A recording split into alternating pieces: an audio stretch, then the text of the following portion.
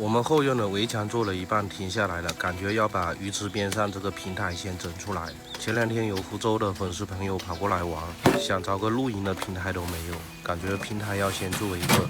等把这个平台做好之后，才知道围墙要怎么做，要做多高。现在腿脚还不是很利索，所以干活的进度又变慢了。而且最近的天气也多变，一会儿晴天，一会儿下雨的，也会影响干活的进度。把平台做好之后，顺便把鱼池这一圈也用大石头装饰起来，种上水草跟水杨梅，让整个环境看起来更加的好看，更加的生态。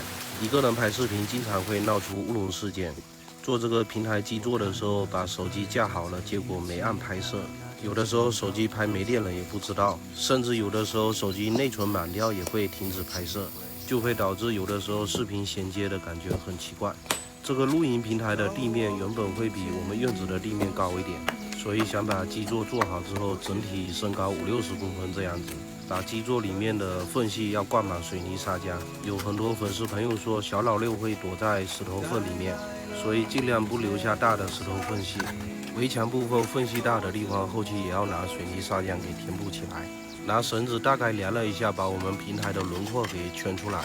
这个平台做好之后，应该有3米乘5米，有15个平方。夏天的时候就做个露营平台，等到冬天的时候，看看给它改成茶室，到时候小伙伴们回来过年就有个地方可以泡茶。平台基座底下铺上水泥砂浆，水泥砂浆的表面铺设了2个钢筋，应该也会增加一点稳定性。水泥砂浆有钢筋之后，它就不会局部沉降，如果会沉降的话，就是整体沉降。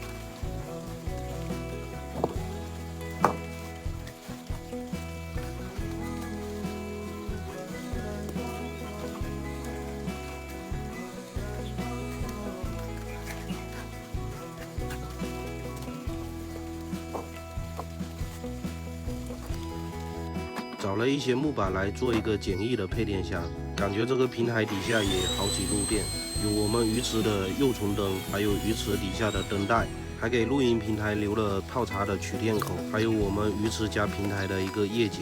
等平台做好之后，就要开始我们的亮化工程。